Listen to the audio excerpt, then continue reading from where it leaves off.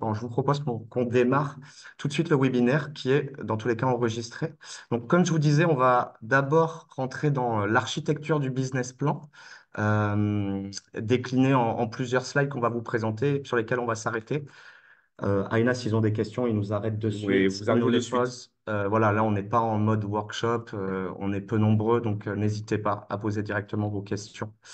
Et bah, sans plus tarder, rentrons donc dans l'architecture du business plan.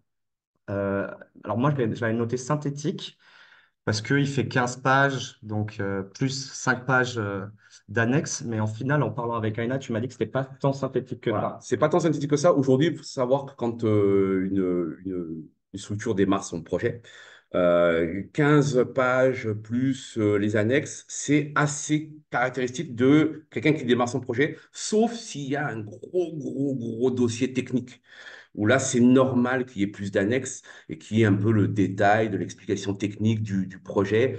Je pense par exemple au projet sur l'hydrogène. Il y aura peut-être plus d'apports techniques, mais 15 pages, c'est vraiment le maximum qu'on vous demande avec cette éthique. Vous avez les 5 pages d'annexes qui permettent de détailler certains points qui seraient un peu lourds à mettre dans le business plan.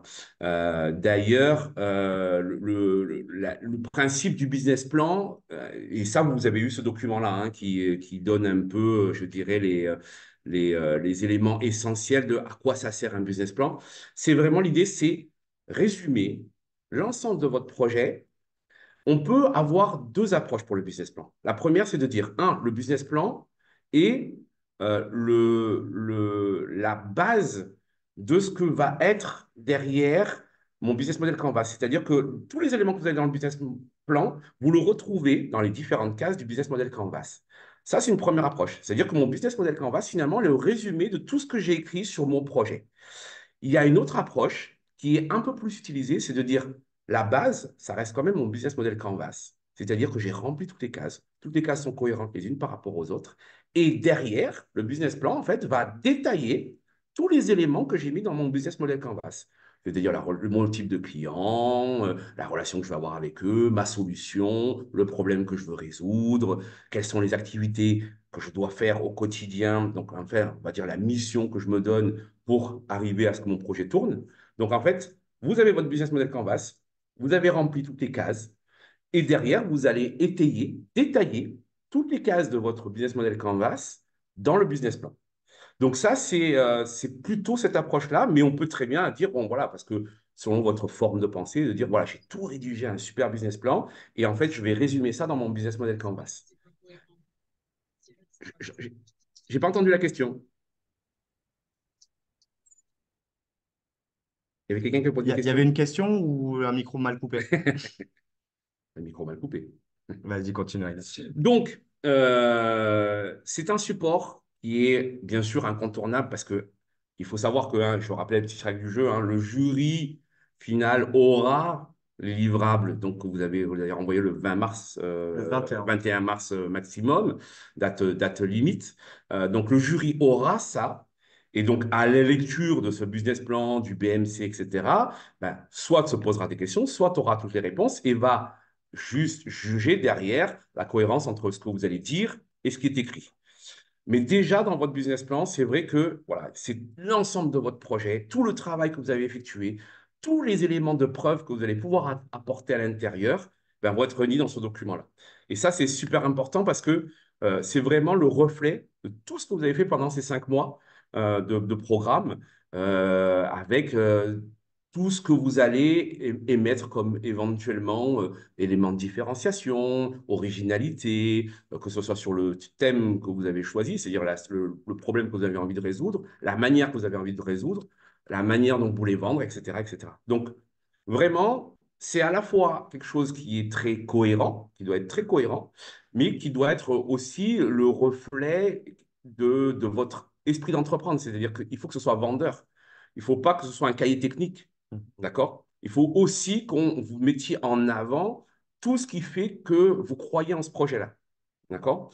Donc, c'est du fond, de la cohérence et aussi de la forme. C'est-à-dire que voilà, peu importe le style de langage que vous allez mettre à l'intérieur, lâchez-vous, d'accord?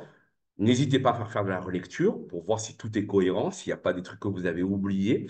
Le risque, c'est que des fois, vous allez vous dire, ah oui, mais ça, on ne l'a pas dit, ça, on ne l'a pas dit.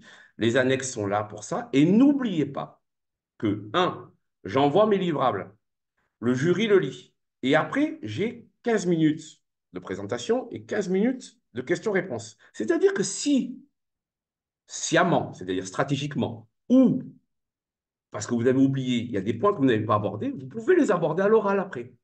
Donc, c'est le ticket d'entrée pour l'oral. Et si vous avez oublié des choses, ce n'est pas très grave parce que vous avez l'oral pour pouvoir justement prendre le temps de plus en parler. D'accord? J'ai vu qu'il y avait deux Voilà. questions dans le chat. Non, c'était juste des bonsoirs, donc bonsoir. Ah, ouais, je pense que c'était David qui avait dit pour animer. Ok. Donc pour les éléments qu'on doit retrouver, hein, les réponses à ces questions, ben, vous avez toute la liste qui est là. Bien sûr, le premier élément, l'incontournable, c'est un, la problématique, d'accord? Et deux, ben, comment vous allez répondre à cette problématique.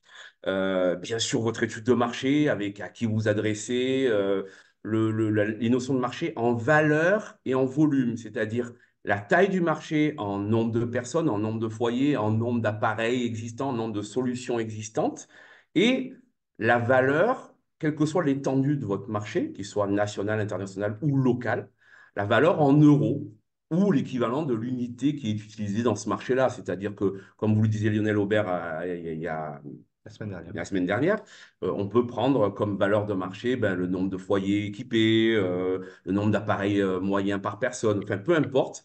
Donc c'est ce qui va être, je dirais, caractéristique de votre marché.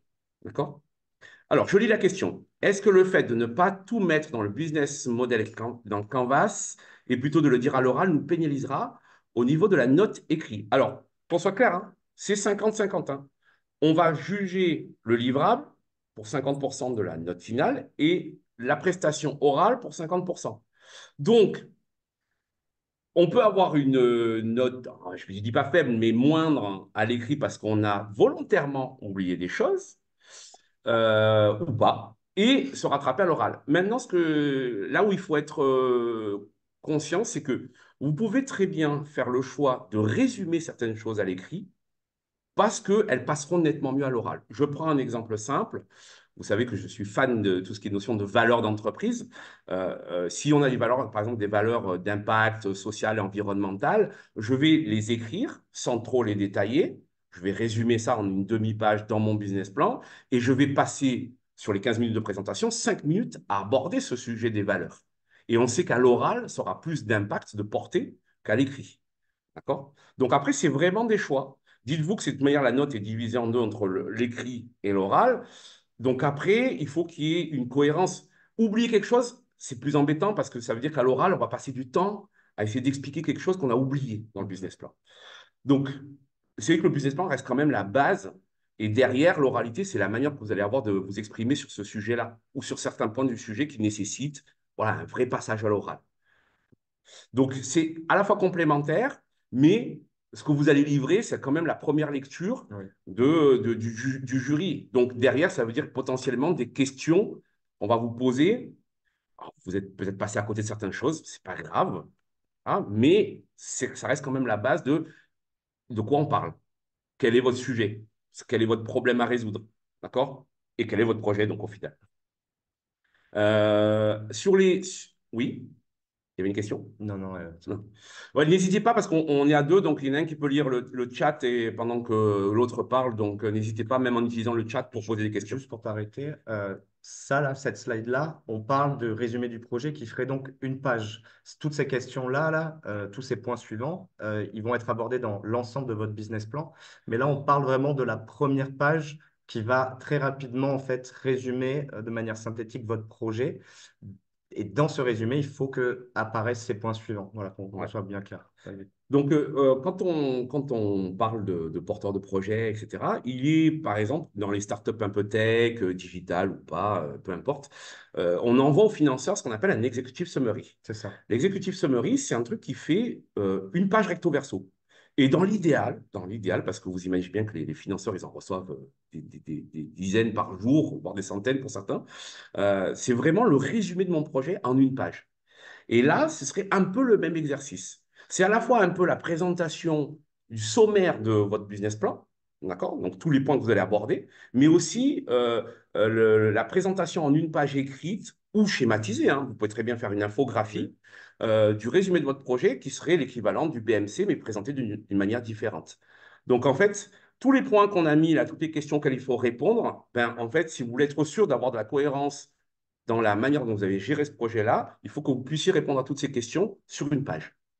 c'est ça. C'était, en fait, la page, je l'avais notée Executive Summary, mais je l'ai changé. Mais donc, on parle bien de la même chose, Ayman. Voilà. Donc, l'executive summary, c'est vraiment, si je dois, comme une carte de visite, si je dois envoyer l'executive summary à quelqu'un, il faut que dans cette page-là, même si tout n'est pas expliqué dans le détail, parce qu'il y a des sujets que les gens ne maîtrisent pas, Mhm. d'accord? Surtout quand c'est un peu technique ou un peu industriel ou un sujet un peu disruptant, différenciant et les gens n'ont pas l'habitude d'aborder ce sujet-là, c'est pas grave. Mais ça doit donner envie de dire, OK, moi je veux ça en savoir plus, donc je vais tourner les pages pour lire le reste du business plan. Donc, page d'après, la team. La team, alors, l'idée, c'est pas juste vos petites ganaches avec, avec votre nom, votre école, etc. C'est bien, hein. C'est bien de le Euh, préciser, par contre. Je pense oui, les écoles, etc. mais Ça plaît aux jurés c'est de pas que savoir d'où vous ça. venez, mais il faut vous positionner en tant qu'entrepreneur aussi, qu'apprenti entrepreneur au moins, pas juste étudiant, mais vas-y. Ce qui est intéressant dans la page team, c'est de savoir quelles sont les compétences que vous avez mis en œuvre dans votre projet. Mhm. Par exemple, je vais vous dire un truc tout bête, ça peut être des compétences liées directement à vos études. Voilà, j'ai fait des études en école de commerce, en droit, etc. Ben, je les ai mis en œuvre. Mais, tiens, ben, en fait, j'ai été amené dans le projet à mettre en œuvre une autre compétence auquel je n'étais pas du tout rompu, voilà, que je ne connaissais pas. Ça peut être le marketing digital quand on n'est pas du tout dans ce domaine-là, ou etc. Et du coup, ben voilà, j'ai mis des compétences en œuvre pour le projet. Et donc, ce qui est bien, c'est de lister les personnes de l'équipe, mais de dire aussi quelles sont les compétences que vous avez mis en œuvre dans le projet pour qu'on ait aussi un aperçu de dire, OK, il y a une vraie complémentarité, vous avez vraiment travaillé en équipe, parce que c'est des choses qu'on mesure. Il faut que nous, on puisse mesurer, est-ce qu'il y a eu un travail d'équipe réellement, concrètement? Il y a une question? C'est un nouvel arrivant, je pense. C'est pour ça. Un nouvel arrivant. OK. Euh, N'hésitez pas, hein, s'il y a des questions, si je vais trop vite, etc. N'hésitez pas à poser des questions dans le chat et on y répond directement. carrément. Et là, on rentre dans le dur. Là, on rentre dans le dur, hein. Les deux premières pages, c'était joli, c'était mignon. Ça peut être, prendre toutes les formes que vous voulez. Alors, n'ayez pas de formalisation à outrance, hein. On n'est pas sur un rapport de stage. Oui. Le tout, c'est que ce soit lisible et cohérent. D'accord? C'est-à-dire que, voilà, attention à ce que la forme, allez, je mets des images partout, etc., ne vienne pas donner fait qu'on ne comprenne pas le sens de vos phrases ni de votre agencement de business plan. Donc, prenez la liberté sur voilà, la charte graphique, etc., etc. Il faut que le truc soit lisible, point barre. Mais soyez aussi original et faites-vous plaisir parce que là, voilà, vraiment, l'idée, c'est aussi de vous faire plaisir par rapport à tout le travail que vous avez effectué. Euh, on parlait de travail. Alors, la question de Muro, c'est on parlait de travail effectué dans l'élaboration du projet ou dans sa réalisation une fois en place. En fait, là, les compétences que vous pouvez mettre dans la page team, donc la slide d'avant, c'est surtout les compétences que vous avez mis en œuvre dans le projet.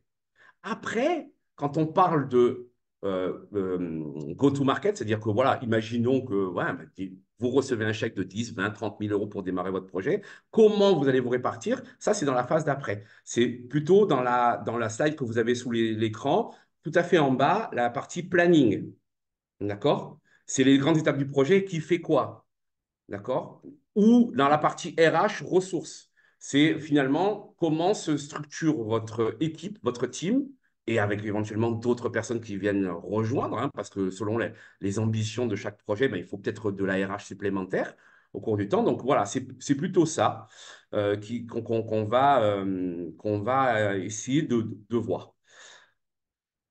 Là, sur tous les éléments que vous avez là sous les yeux, donc qui vous ont été envoyés au préalable par Dorian, les premières étapes, c'est le projet, donc le concept, la technologie innovante, le besoin, le marché. Donc finalement, c'est la partie centrale hein, du BMC, c'est vraiment quelle est la problématique que j'ai identifiée, d'accord? Pourquoi cette problématique, un peu l'histoire de cette problématique finalement, comment elle est venue à vous ou au porteur initial, hein, celui qui a amené l'idée sur la table, comment vous avez envie de la résoudre, quel est l'élément de différenciation un petit peu, d'accord? Du coup, pour répondre à cette problématique, ben, qui êtes-vous?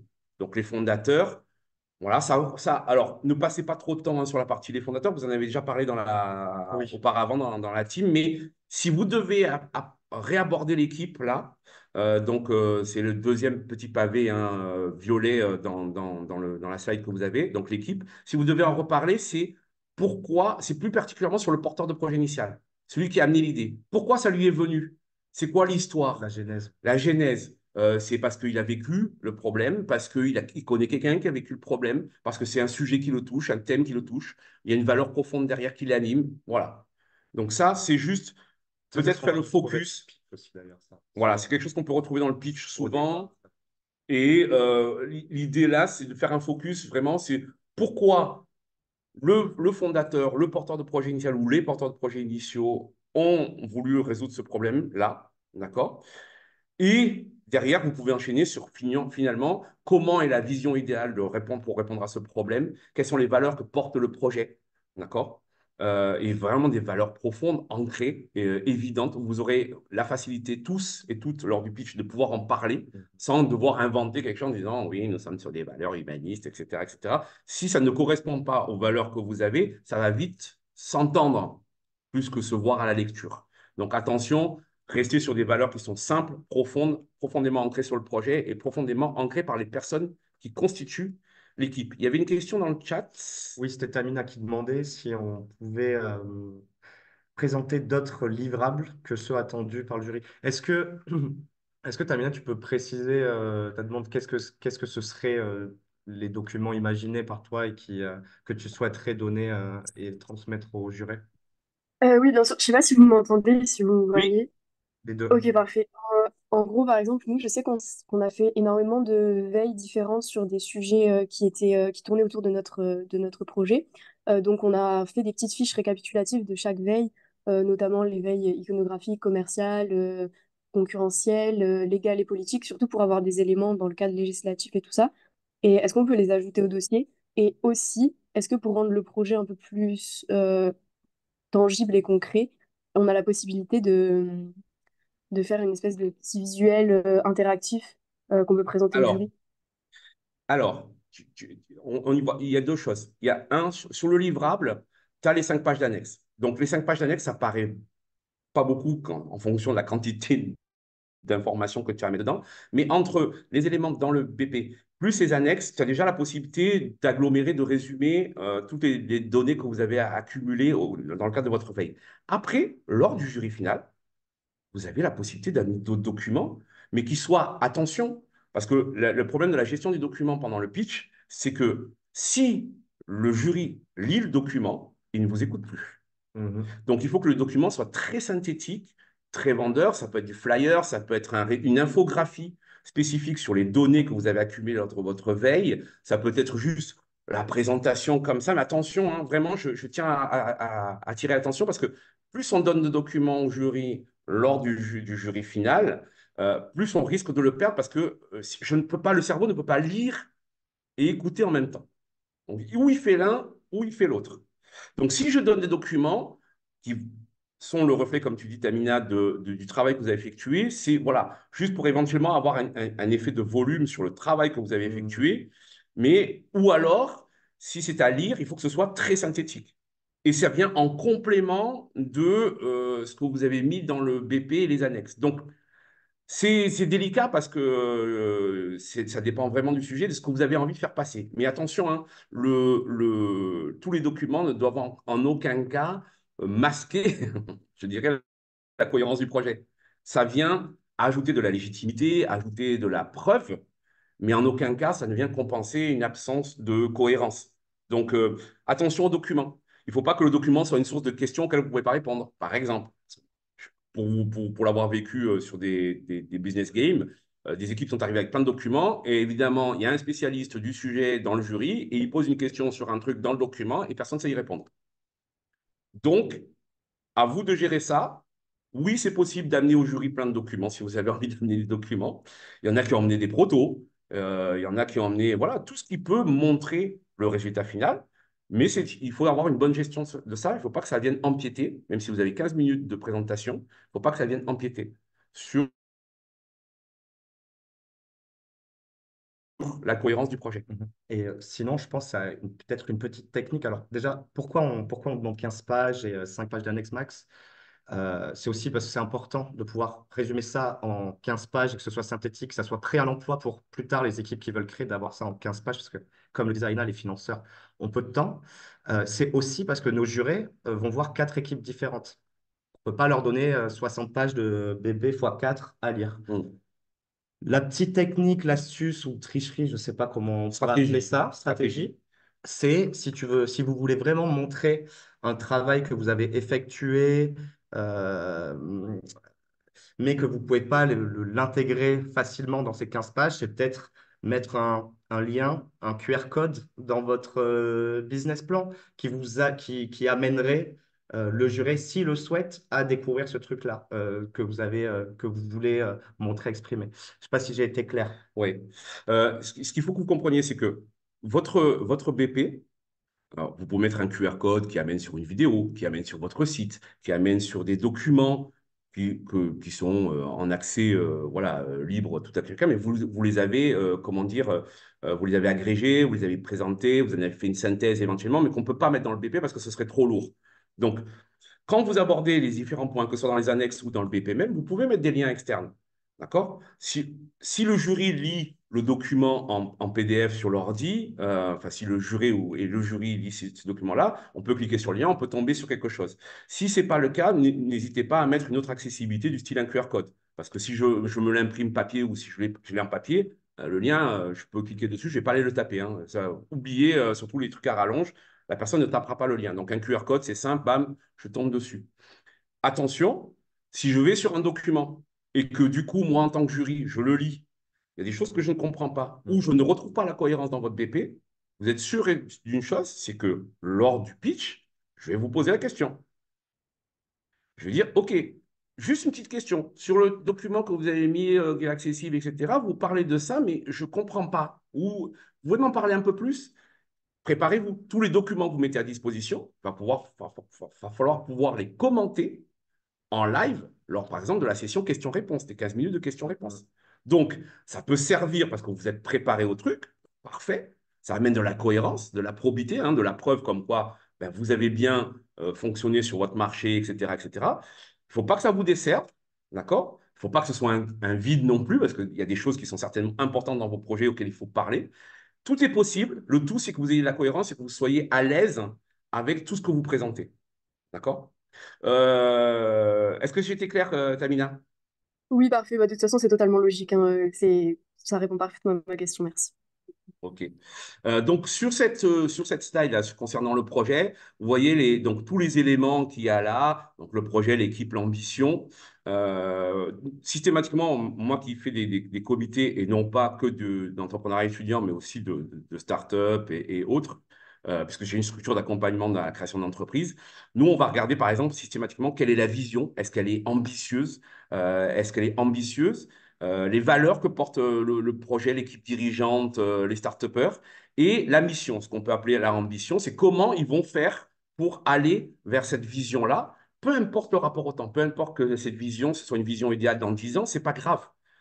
Parce qu'après, on va voir comment ils commencent, par quoi ils commencent, c'est quoi les premières étapes. Et c'est ça qu'on va regarder, c'est la cohérence entre la vision et les premières étapes. Donc, ça veut dire que pour faire cette première étape, il faut que je connaisse bien mon marché, mon offre. Donc, ça, c'est une chose qu'on regarde. Le pire qui puisse arriver, pour vous donner un éclairage, c'est que vous ayez survolé la concurrence, parce que toujours on se dit, ah, comme j'ai un projet innovant, je n'ai pas regardé la concurrence, sauf qu'il y a la concurrence visible, c'est-à-dire les entreprises qui existent, et puis il y a la veille de qu'est-ce qui se trame? Tiens, il y a un autre projet étudiant qui se trame dans telle région. Tiens, il y a une start-up qui est en train de faire un pitch, etc. sur là, et qui démarre, qui sont au même stade que vous.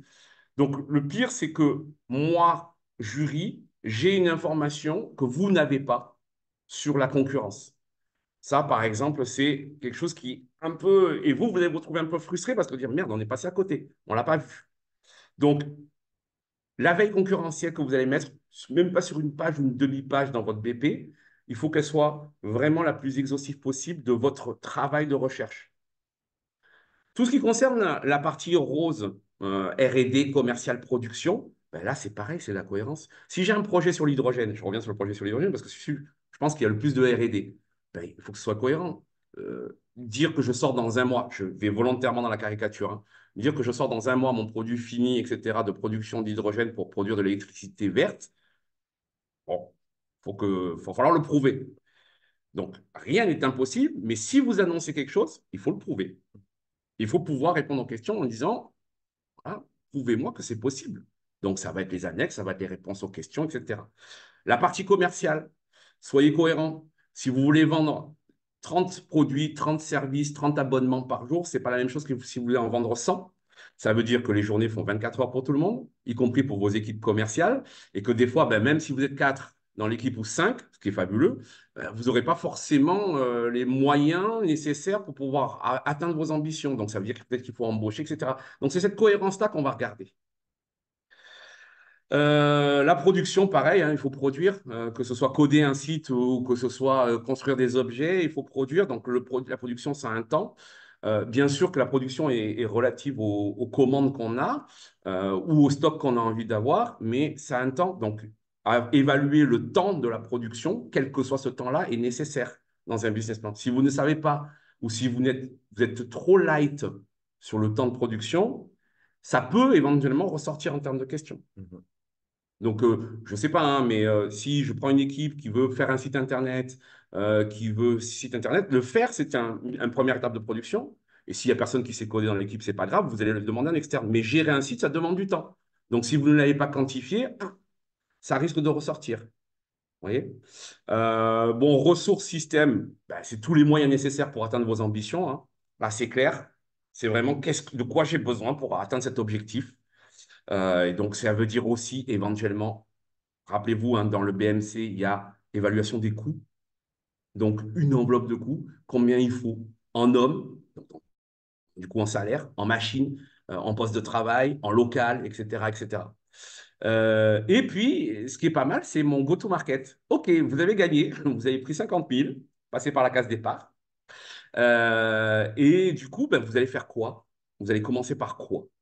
Et ça, c'est le plus important parce que là, on atteint vraiment le cœur de la cohérence. J'ai fait un beau projet, j'ai identifié une belle problématique, j'ai été innovant dans la manière de résoudre le problème. OK, j'ai gagné.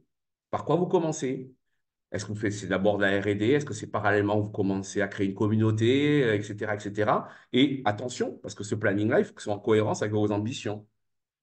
Dire, bon, on va commencer plus tard, etc. Mais dites-vous, mettez-vous dans la posture. Sortez un petit peu de la réalité en disant, bah, je suis en train de faire mes études. Et si c'est le cas, intégrez-le.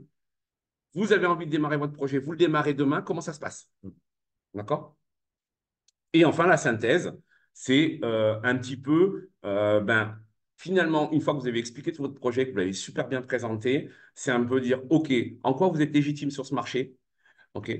Quels sont les risques en présence, d'accord? Et les barrières à l'entrée. Qu'est-ce qui peut faire qu'à un moment donné, vous n'y arriviez pas? Donc, évaluation des risques, d'accord? Et comment vous pensez les contrer, ces risques-là, d'accord? Maintenant et dans le temps. Voilà. Donc, j'ai vraiment un résumé des forces, des menaces et de vos qualités par rapport à cet environnement de concurrence et économique que vous allez rencontrer. Si ce n'est pas clair, vous me le dites. Il y a une question. Dans le cas où on aimerait sous-traiter, comment évaluer les différentes parties contenues dans la partie rose? Ah ben là, il faut demander aux éventuels sous-traitants. Donc les évaluer, c'est un en termes de temps, en termes de surtout de finances, parce que quand on sous-traite, ça a un coût, d'accord? Donc il faut des devis, il faut des évaluations de coûts. Si je dis que, je vais dire une bêtise, j'ai besoin de construire un site internet qui va être un site internet marchand pour mon projet. Et que ce site internet-là, ben moi, j'y connais rien, donc je fais tout sous-traiter, à la fois la construction, mais aussi l'administration du site. Avoir un devis, c'est le minimum.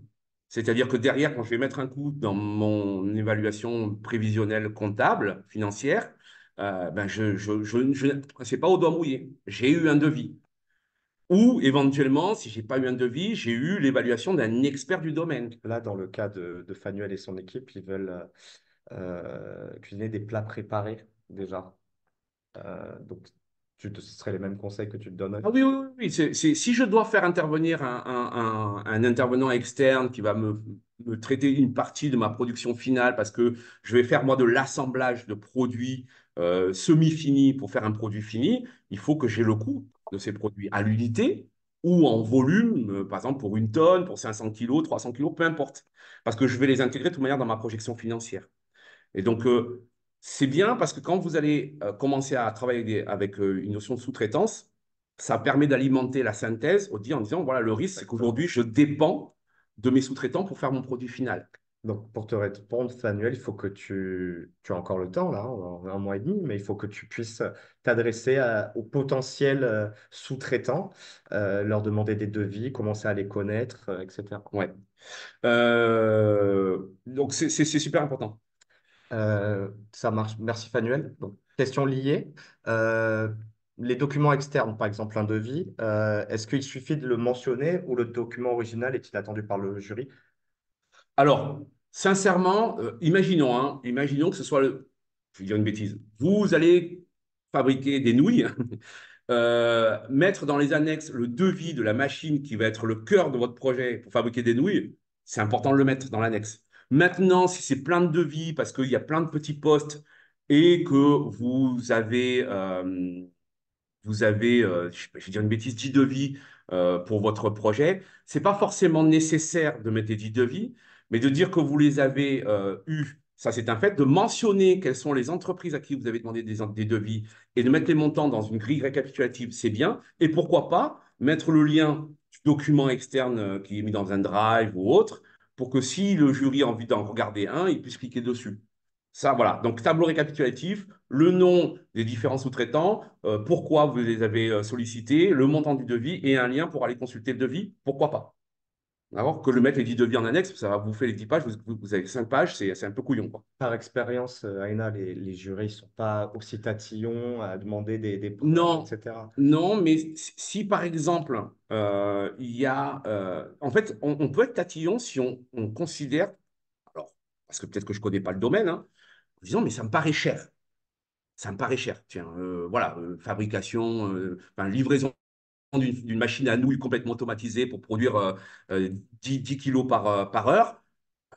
Je regarde le prix, tu me mets 50 000 euros, je vais dire, oh, ça me paraît cher. Si tu me portes la preuve que ça vaut 50 000 euros, ok, j'ai pas de souci avec ça. D'autant plus que là, la machine à nouilles, dans ton projet, c'est le cœur de l'activité. Donc, c'est incontournable d'avoir le devis. Maintenant, il y a plein de devis de sous-traitants avec qui tu vas bosser, etc.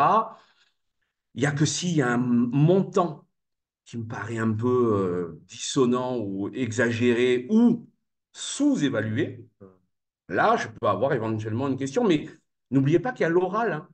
N'oubliez pas qu'il y a l'oral. Donc, je peux me pointer avec toute ma pile d'annexes en présentation PowerPoint en disant, ben, bougez pas, les devis sont là. Donc, oui, en effet, le devis 2, c'est tant. Voilà. On l'a là sous les yeux directement à l'écran. Donc, n'oubliez pas que vous avez l'oral. Vous avez les questions-réponses. D'accord? L'idée, c'est de faire un juste équilibre entre les deux. Je ne sais pas si Si, je c'est. pense que. Est-ce qu'on a répondu à ta question, Martin? C'est bon, merci. OK. Donc, après, Next. une fois qu'on a passé ces 8 pages de projet, ben, les éléments financiers, hein. Donc, vous avez l'outil que vous a montré Olivier Morin lors de son, pardon, son after work. Ah, Le, t'allais dire le mec after work. le mec, il sort Pas trop, que quoi. after Non, work. pas after work workshop, hein, after work, voilà. Donc, alors, il peut paraître compliqué pour certains d'entre vous. N'hésitez pas à solliciter votre coach Et moi. et Dorian. On pourra peut-être vous proposer, on est en train de voir ça avec Dorian, peut-être une possibilité. Je dis bien peut-être parce qu'on est en train de voir si les gens sont disponibles, de lecture de cohérence uniquement dans la partie financière, décorrélée du BP, et pourquoi pas aussi une lecture du BP. On vous en dira plus au prochain workshop, parce qu'on est on est en train de le mettre en place, mais pour que on puisse vous faire un retour avant la date limite du 21 mars, pour vous dire, les gars, là, votre truc, c'est complètement, ok, c'est ambitieux, mais c'est pas très cohérent. Donc voilà, on pourra éventuellement pas vous le corriger, mais vous mettre des points d'attention, de vigilance sur des éléments que vous avez rentrés à l'intérieur. D'accord? Et pour l'outil prévisionnel financier, donc Olivier Morin vous en a présenté un, vous pouvez utiliser un autre outil de prévisionnel. Voilà, nous, on n'a pas de marché avec un outil ou tel outil, donc vous utilisez celui qui vous semble le plus opportun et sur lequel vous êtes le plus à l'aise. Dans tous les cas, on vous recommande d'utiliser un outil pour après prendre des screenshots et les intégrer dans votre business plan. Donc nous, d'habitude, on met les éléments financiers à la fin. Ouais, Donc c'est ce qu'on vous propose là. Certaines équipes, je sais, moi, les années précédentes, les mettaient en annexe. ouais. Les mettez en annexe. Moi, je vous dirais de ne pas le faire parce que ça constitue tellement, enfin, le compte de résultat, c'est tellement important et ça fait partie du BP que ça serait peut-être pas contre-productif de le mettre en annexe. Voilà. Alors, si vous le mettez en annexe, ça veut dire que vous allez quand même aborder les éléments financiers, mais sous forme là pareil, hein, sous une présentation un peu différente, avec les chiffres clés, etc.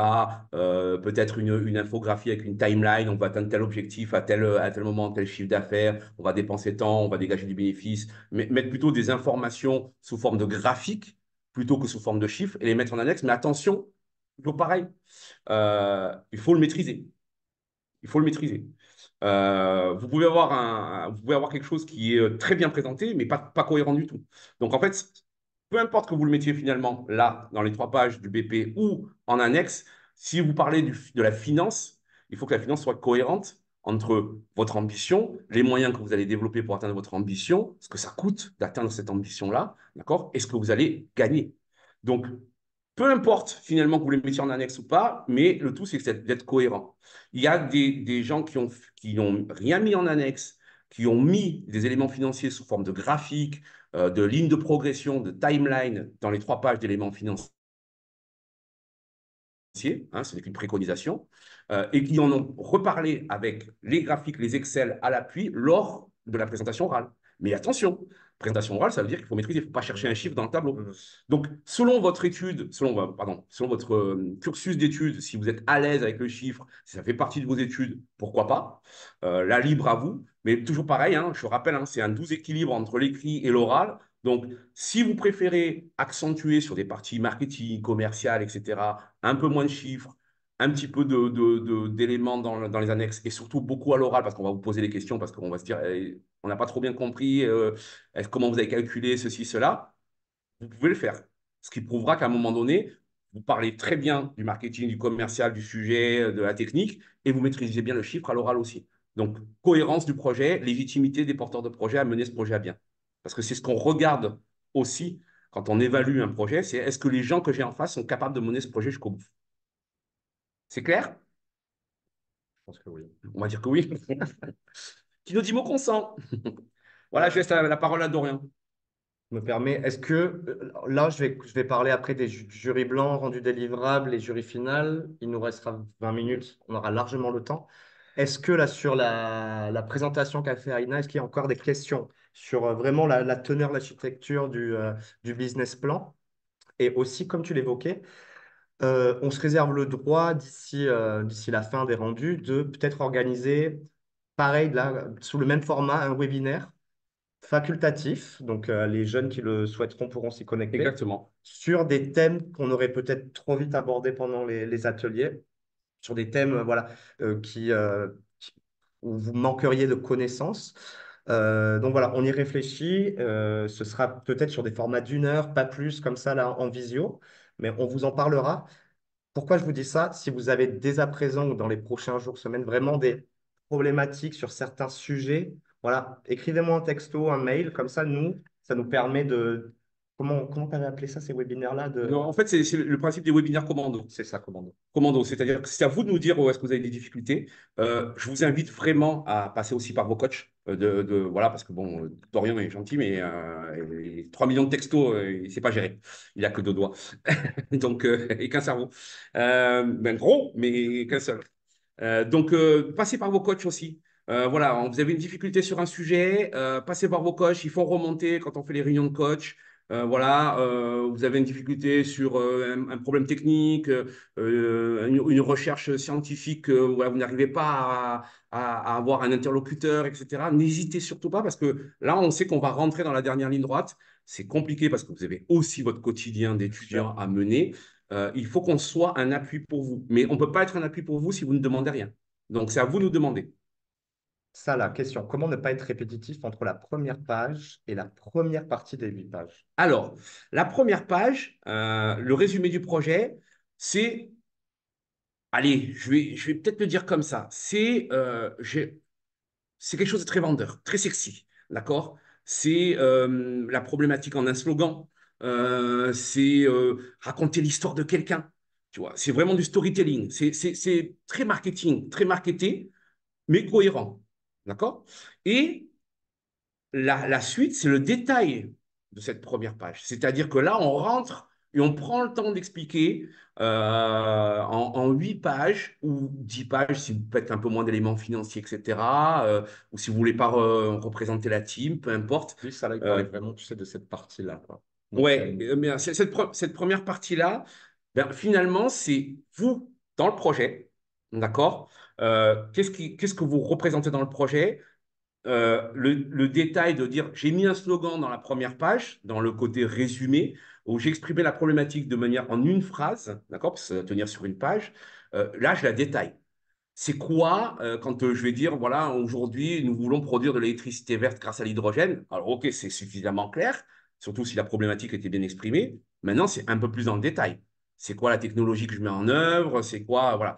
Attention, hein, vous avez 3, 5, 8, 10, 12 items qui doivent tenir en 8 pages. Mais il n'y a pas écrit que chaque item doit être de manière égalitaire. La partie projet, le concept, la technologie peut prendre une page entière, mais la partie fondateur, vision, valeur, ambition peut prendre une demi-page. Donc après, c'est comment je transmets au mieux tous les éléments qui sont importants du projet en les détaillant. D'accord? Donc, c'est pas un exercice qui est simple, hein, parce qu'on a envie de tout dire. Mais des fois, quand on sait très bien que quand on veut tout dire, ben, on ne dit rien à la fin. On a perdu le lecteur. D'accord? Euh, Si vous avez l'impression que vous n'avez pas assez dit de choses, n'oubliez pas qu'il y a des questions-réponses. Donc, je peux très bien dire, OK, j'ai un BP, j'ai une présentation. Donc, la présentation vient compléter, accentuer sur certains points de mon business plan à l'oral. Et derrière, j'ai les questions-réponses. J'ai fait exprès, parce que c'est technique, ça peut être saoulant d'en parler à l'écrit ou d'en parler pendant 15 minutes à l'oral. J'ai fait exprès d'omettre, pas d'omettre, mais d'être moins exhaustif, moins détaillé sur certains points, parce que je sais que dans les questions-réponses, ça risque de ressortir. Et si ça ressort, je suis prêt. Parce que les questions-réponses, je peux avoir des supports pour les questions-réponses. Je peux avoir des annexes de ma présentation. D'accord? Attention, ne vous perdez pas dans vos annexes, parce que passer 10 minutes à chercher la slide, ça peut être saoulant pour le public. Mais je peux avoir des annexes dans mes questions-réponses pour pouvoir répondre avec la preuve à l'image à une question que j'ai volontairement pas approfondie dans mon BP et dans mon oral. Ça peut être stratégiquement mis comme ça. il y a une autre question. Pour l'histoire de comment on est arrivé à faire ce projet, peut-être résumer et avoir un lien QR code pour l'histoire complète. Alors, moi je vous encourage, vous allez avoir envie de dire beaucoup de choses, bien évidemment, mais ne vous perdez pas dans trop d'informations. Par exemple, comment résumer, comment parler de cette histoire-là, de la jeunesse dans votre clip promotionnel? Ça peut Mm. être renseigné directement là-dedans. Ça peut être à l'oral ou ça peut être dans cette première partie-là, quoi, avec qui? Donc, vision, valeur, mission, comment est né le concept, etc.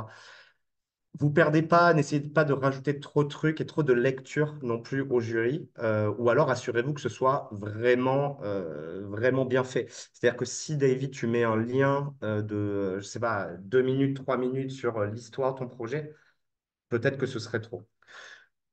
En fait, vous avez la liberté Oui, de mettre des liens, etc. Mais dites-vous bien que ça doit servir. À votre la projet. cause, d'accord, votre projet, la compréhension du projet, la cohérence du projet, et pas l'inverse. Donc, si tu mets un lien, David, c'est Oui, il est ça? là. Oui. Si tu mets un lien, OK, c'est pour détailler, mais il faut que ce soit dans un format qui soit super clair. Donc, ça veut dire il faut que ce soit quelque chose de dynamique, etc., etc. Parce que si c'est pour relire du texte séparé, voilà. Attention, quand on fait cet exercice-là, il faut varier les formats. Ça peut être de l'audio, ça peut être de la vidéo, ça peut être une présentation PowerPoint auto-animée, etc. Il faut que ce soit, voilà, il faut que ça continue de maintenir un haut degré d'intérêt pour votre lecteur, donc pour le jury. Un nouveau message. Le jury osera-t-il visionner le clip vidéo avant l'oral? Oui. Oui, ça fait partie des livrables. Donc, en fait, tous les livrables, donc le BP, le BMC Impact et la vidéo seront vus par le jury avant l'oral du jury final. Je propose qu'il reste un quart d'heure. On va être vraiment obligé de terminer à 19h15. Donc, je propose de rentrer dans les Ouais. détails du jury blanc, livrable, jury final. Donc, le jury blanc, il est organisé, comme vous le savez, une semaine avant le rendu des livrables, donc le jeudi 14 mars. Je ne vous avais pas encore dévoilé le lieu, donc ce sera à l'îlot Bernard Dubois. C'est à 100 mètres de la gare Saint-Charles. Voilà, on essaye de le trouver près de la gare pour nos étudiants et étudiantes aixois, aixoises. Et pour les Marseillais, c'est assez simple avec le métro, etc. Ce sera sur deux sessions d'une heure. Donc, vous avez une heure face à un binôme de jurés. Ce binôme, ce sera des coachs des entrepes qui auront avec eux la grille d'évaluation que les jurés, la même grille d'évaluation que les jurés auront 2 semaines plus tard lors du jury final. Donc, vous serez évalué sur les mêmes bases. Pour autant, on ne vous donnera pas la note, mais vous sera envoyé les commentaires de ce binôme de jury, puisque le but, là, c'est de s'entraîner, en fait. Vu que c'est de l'entraînement, on ne vous demande pas nécessairement d'avoir déjà terminé la vidéo pour le jury blanc. Ce ne sera pas fait, honnêtement, je pense pour la plupart, ni d'avoir terminé le business plan. Pour autant, ça, on en a parlé, Oui. Aïna, juste avant, on vous proposera, pour les équipes qui le souhaitent, d'envoyer le business plan, même s'il n'est pas terminé ou quoi, à ce binôme de jury pour que là aussi il fasse une lecture de cohérence. Donc on ne parle pas de correction là aussi, mais peut-être pointer quelques problèmes ou erreurs de cohérence dans votre business plan pour vous permettre d'aller plus loin et de vous préparer au mieux avant le rendu de ce business plan et le jury final. Donc ça, encore une fois, c'est comme là les webinaires commando, c'est sur votre démarche Ah oui, volontaire. c'est vous, hein. On vous le propose, vous le prendrez ou pas, quoi. Le minimum pour ce jury blanc, c'est d'avoir au moins les 5 slides que j'ai déclinés devant vous. Vous devez avoir un ordinateur par équipe pour projeter ces slides-là. Euh, les deux passages, donc ils sont soit à 18h15, soit à 19h15. On sera obligé de terminer à 20h15 là-bas à l'îlot Bernard-de-Bois, donc on ne devra pas prendre trop de retard. Ce que je vous propose là, c'est qu'à la fin du webinaire, vous m'envoyez le passage sur lequel vous voulez être, soit 18h15, soit 19h15, premier arrivé, premier servi. Je ne ferai pas comme ça pour le jury final, mais pour le jury blanc, on va progresser comme ça, procéder comme ça, pardon. Donc, envoyez-moi un texto, savoir dans quel passage vous voulez être. Et enfin, je crois que j'ai mis des photos du jury blanc de l'an dernier pour désacraliser un peu le moment. C'est-à-dire vous n'allez pas être dans les conditions exactes du jury final où vous serez debout avec votre présentation projetée derrière vous, etc. Là, vous serez deux équipes par salle, donc bien séparées quand même, mais vous serez autour d'une table avec votre ordinateur, etc. Toi, tu as assisté à plein de jurys Oui, blancs. j'en ai fait beaucoup, oui. Le but, c'est l'entraînement, c'est de les préparer. Exactement. Le but, c'est vraiment ça, c'est-à-dire valider avec vous, voilà, votre présentation, dans le sens, les sujets que vous voulez aborder, la manière que vous avez de les aborder. Donc, c'est vraiment à la fois ce que vous allez exprimer, donc le fond, mais aussi la forme, d'accord? Et voir c'est toujours pareil, hein, la notion de cohérence. Peu importe l'ambition que vous portez à votre projet, hein, et plus vous êtes ambitieux, et mieux c'est. Ne vous mettez pas de limites. Mais après, c'est de la cohérence. C'est-à-dire que si je suis ambitieux, il faut que les moyens que je mette en œuvre, et donc je vais parler, soient ambitieux aussi derrière, et cohérents en disant, si je veux gagner 1 million d'euros ou 10% de part de marché, ben ok, pourquoi pas. Mais Dis-moi comment tu vas faire pour le faire. Et là, il faut que ce soit cohérent. Donc, c'est ça qu'on va juger. Et puis, bien sûr, la notion de discours, les mots employés, le ton employé, voilà, pour que tout ça vous serve pour le jury final. Hein, l'idée, c'est vraiment d'être avec vous pour non pas être juste là en disant c'est bien, c'est pas bien. Non, c'est travailler avec vous. Qu'est-ce qu'on peut faire pour améliorer, pour que votre discours soit cohérent, que ce soit facile à mettre en œuvre pour vous, que ce soit relatif de tout le travail que vous avez effectué pendant ces 5 mois. Le jury final, il y a une question. Le jury final sera seulement le jury ou avec une audience? Ah! Seulement le jury, Myriam. Et c'est normal que tu poses la Et 200 question. personnes derrière qui écoutent. Non, c'est Non, pas non, vrai. ce sera seulement le jury, mais j'y viens. J'y viens et tu as raison, c'est une bonne question. Donc, fin pour le jury blanc. Envoyez-moi des textos, n'oubliez pas, pas forcément ce soir, ça peut être demain, mais premier arrivé, premier servi. Combien de temps il nous reste? 8 minutes. 8 minutes, ça va. Alors, le rendu délivrable. Je vous ai déjà envoyé, vous savez qu'il y a 3 livrables. Le business model Canva, le business plan et un clip promotionnel. C'est 30 secondes maximum. Je sais que c'est très dur. C'est c'est ce C'est le qu'on format d'une pub, hein. c'est le format d'une pub. Il faut pas que ça soit plus. Chaque année, il y a des équipes qui me demandent plus, forcément. Mais non. Je vous répondrai la même chose. Après, par contre, c'est vrai qu'il y a des équipes, par exemple l'an dernier, qui ont fait une vidéo promotionnelle longue d'1 minute 30, mais pour le rendu des livrables, Ils l'ont compressé. ils l'avaient compressé en 30 secondes, mais pendant leur tournage, etc. Et ça leur sert maintenant là, pour leur marketing actuel, là, 1 an après, ils ont tourné une plus grande pub. 30 secondes. Et enfin, un quatrième livrable, mais sur lequel vous ne serez pas évalué et qui ne sera pas nécessairement donné au jury final, c'est une slide équipe. Donc, je vous montre à quoi ça ressemble. L'an dernier, c'est moi qui avais fait ce travail-là pour toutes les équipes. Ça représente quand même un travail assez important, tellement important que je ne peux pas rentrer dans la mise en forme vraiment importante. Donc, ça, c'est ce que j'avais fait. Vous voyez, c'est pas mal, mais c'est pas ouf. Et on va vous montrer ce qu'une équipe a fait d'elle-même. Voilà. Voilà, vous voyez la C'est quand même différence. vachement plus sympa. C'est quand même plus sympa. Ce qui est intéressant, c'est que ça peut être la couverture pardon, de votre BP, pourquoi pas. Mais surtout, en fait, cette slide, elle sera diffusée lors de la soirée de clôture, Mm. où on présentera toutes les équipes, bien évidemment, et elle sera aussi sur notre rapport d'activité, etc. Cette slide, elle présente votre projet, votre logo, les membres de votre équipe et le coach, si possible. Non? Oui, de C'est mieux. préférence. C'est Bah, si vous mieux. voulez avoir des points en plus. Vous ne serez pas évalué sur cette slide, c'est ce qu'on vous demande en plus, en tout cas. Donc, il y aura juste un critère, un format que je vous demanderai, mais ça, je vous enverrai plus de détails. Donc, voilà pour la liste des livrables à envoyer avant le 21 mars 2024, minuit. Je vous enverrai la procédure, il faudra m'envoyer tout ça par WeTransfer, c'est assez simple. Mais vraiment avant minuit, pourquoi? Parce que dès le vendredi 22 mars matin, j'envoie tout ça au juré pour qu'ils aient 6 jours, ce qui n'est pas énorme, Pour pour lire. lire et évaluer à l'écrit vos livrables. Voilà. Je rappelle que le jury final voit 4 projets dans la journée. Donc, il faut qu'on ait le temps, en 6 jours, de lire 4 business plans de 18 pages, qu'on ait eu le temps de voir les vidéos, qu'on ait eu le temps de voir le business model Canvas, qu'on puisse relever éventuellement à l'intérieur, parce que l'idée, c'est quand même ça, qu'il y ait un échange lors de l'oral, ben, des points qui nous semblent soit incomplets, soit incohérents, soit qui demandent des approfondissements et donc des questions à vous poser. Et si on n'a pas ça, ben en fait, on va se baser que sur votre oral. Et du coup, ben, c'est un peu biaisé, quoi. Voilà. Donc, de toute manière, 50% de la note est sur l'écrit. Donc, c'est super important que vous envoyez en temps et en heure pour qu'on ait le temps vraiment d'avoir un vrai échange pendant le jury final. J'y pense là, parce que je pense à Osmose, c'est une équipe.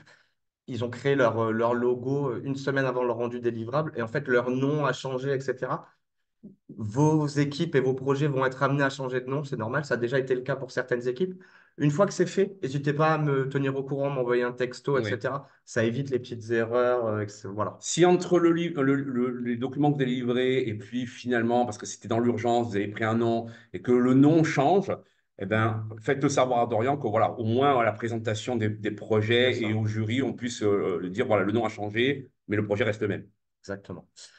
Et passons donc, dernière étape au jury final. 28 mars, à la CCI, donc le même lieu où on s'était tenu le speed dating en octobre dernier. Donc, chaque équipe sera seule, Myriam, face à son jury, donc entre 4 et 5 membres.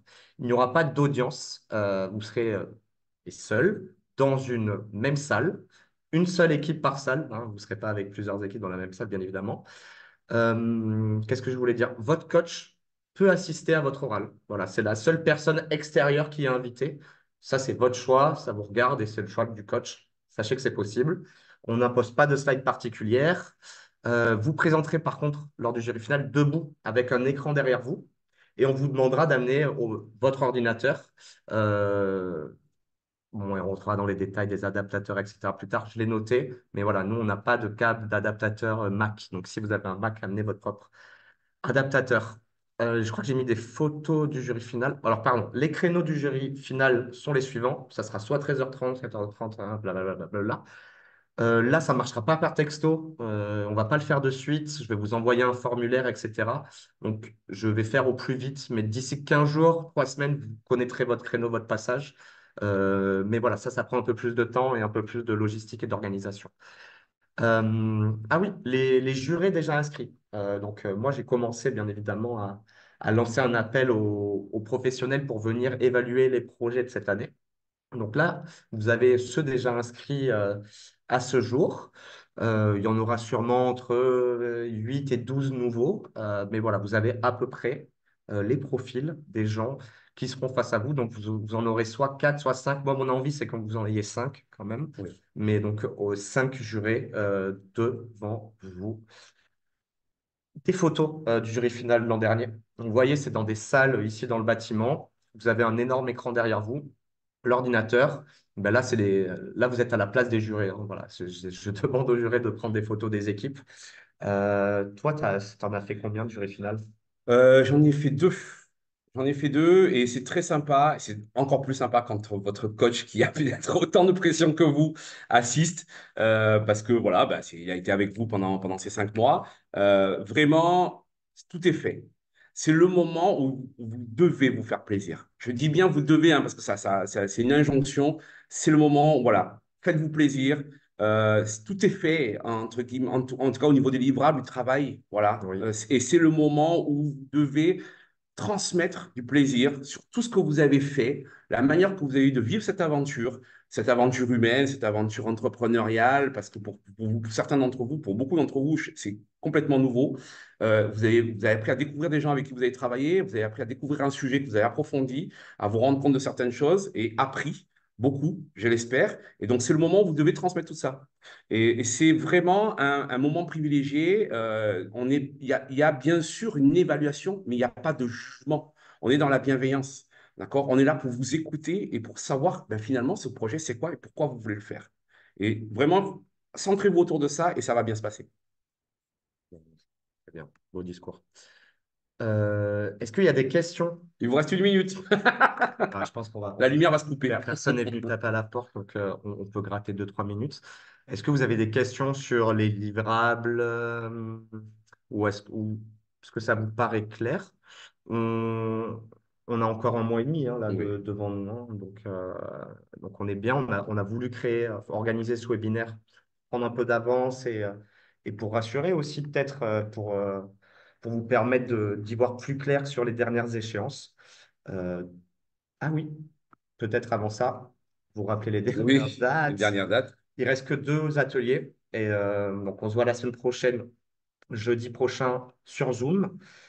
Aspect juridique, donc il y aura une avocate, pardon, Oui, qui viendra animer la première partie. Et la propriété intellectuelle, ce sera un chargé d'affaires de l'INPI, donc, qui viendra aussi animer cette partie. Et le workshop numéro 9, le dernier en présentiel, avant le jury blanc qui aura lieu à Centrale. Venez vraiment à ce workshop numéro ouais, 9, ça sera le dernier en présentiel. Et en fait, on ne vous demandera pas de préparer un pitch en avance, etc. Par contre, pour la première fois, et c'est ce qui manque un peu, on en est conscient dans le programme, vous allez pouvoir écouter d'autres équipes, en ouais, fait. Donc, même si vous avez un peu peur, vous dites, ah, mais je ne suis pas encore prêt pour mon pitch, etc. Peu d'équipes le seront encore à ce stade-là. Par contre, ce sera hyper intéressant d'écouter également les autres équipes. Euh, Par expérience, c'est l'atelier où les jeunes, ils ont le plus de mal à partir, en fait. Donc, voilà, notez-le sur votre calendrier. Il reste que 2 ateliers. Il y avait pas mal d'absences la semaine dernière. On sait ouais, le on est mois dans de une janvier, période il était compliquée. dense, Ouais. là. On comprend, voilà. Mais ces 2 heures des ateliers, on attend, on compte sur vous pour être présent. Ouais. Une question avant, c'est clair, merci beaucoup, même si j'ai l'impression que c'est short, mon coach m'avait prévenu. Et oui, mais c'est normal. On a tous eu cette période, vous savez, où on travaille un peu en charrette, parce que voilà, l'échéance approche et on s'est engagé là pour, voilà, pour, comment dire, pour livrer quelque chose. Euh, c'est là où votre cohésion d'équipe aura sa plus grande importance. C'est là où vous allez pouvoir répartir les tâches, redéfinir une ligne d'action, hein, qui fait quoi d'ici la fin, vous réunir pour que ce soit efficace. N'oubliez pas, il y a des workshops, mais vous avez toute la liberté et la capacité, hein, vous êtes des adultes majeurs et vaccinés, de vous réunir en dehors pour faire des sessions de travail. Voilà. Distancer, c'est bien, se voir de temps en temps, c'est mieux parce que ça assure, voilà, voilà. Demain soir, on n'a pas de session, j'avais mal compris au dernier workshop. Non, vous êtes libre demain. Trop bien, vous n'avez rien, sauf, super transition Thibaut, je te remercie. Demain, on co-organise un événement avec la Chambre de commerce. Je vais arrêter le partage. On co-organise un événement qui aura lieu à l'Arplex. Vous savez, c'est le rooftop à côté du cinéma. C'est un talk, en fait. On interviewe 2 entrepreneurs. Dont un alumni des Entrep. Ouais, bah attends, mais je vais projeter le. Voilà. Vous le voyez, non? Vous voyez l'affiche? Ouais, je pense. Donc, c'est pas un atelier des Entrep. Mais c'est co-organisé. C'est co-organisé. Eddy, c'est un alumni en 2022, donc il y a 2 saisons. Bon, c'est un super parcours. Voilà, on adore Eddy, donc on est content de le mettre à l'honneur demain soir. Euh, Son projet, ça allie intelligence artificielle, réalité virtuelle. Bon, voilà, c'est de la deep tech, mais c'est hyper, hyper intéressant. Et Samy Schlagou, moi, je ne le connaissais pas. J'ai appris à le connaître là en préparant l'interview pour demain. En fait, il a créé un jeu de cartes innovant sous NFT, donc qui permet de protéger ces cartes-là. Et en fait, avec ces cartes-là, on va pouvoir jouer dans plein de mondes et de jeux différents. Il a levé, donc il a créé ce jeu-là en 2020. Depuis, il a levé 120 millions d'euros. Et le jeu est joué par des centaines de milliers d'utilisateurs à travers le monde. Donc voilà, c'est une success story. Le jeu, il a été créé à Marseille en plus. Donc, c'est une success story marseillaise. Donc, lui aussi, on est content qu'il Ouais. qu'il ait répondu présent. C'est sur un rooftop, il y a un bar. Donc, en gros, on fait une interview de 3/4 d'heure de ces 2 personnes-là. Et après, on boit tous des coups. Du coup, c'est réseautage et c'est super sympa. Ça vous sort un peu. C'est pas très tard, hein, c'est 18-20 heures. C'est au Et rooftop. franchement, c'est au Réformé, c'est à l'Arplex, c'est un superbe endroit. On a une vue sur Marseille qui est exceptionnelle. Vous avez passé votre temps à prendre des photos sur la terrasse, j'en suis sûr. Ouais, dans de Donc bonnes œuvres. franchement, c'est top. Et ça permet de se voir aussi dans un autre cadre. Et ce serait cool que vous veniez parce que, un, c'est gratuit. Et deux, il y aura vraiment une interview assez sympa de personnes inspirantes. Et si vous êtes indisponible, vous avez d'autres plans demain, inviter des potes ou des collègues qui pourraient être intéressés par la réalité virtuelle, le gaming, etc. C'est ouvert à tous. Donc, Oui, je vous invite quand même à vous inscrire, parce que même si c'est gratuit, que c'est ouvert à tous, il faut s'inscrire quand même, parce que c'est un endroit qui est privé, entre guillemets, donc il y aura quand même une validation des gens qui se sont inscrits pour l'entrée, puisqu'il y a quand même une jauge limite, donc il reste de la place, mais inscrivez-vous sur le lien d'InstinBiz ou sur le post des Entrep que Dorian a mis dans LinkedIn et Insta. dans Insta. Donc, pas de session workshop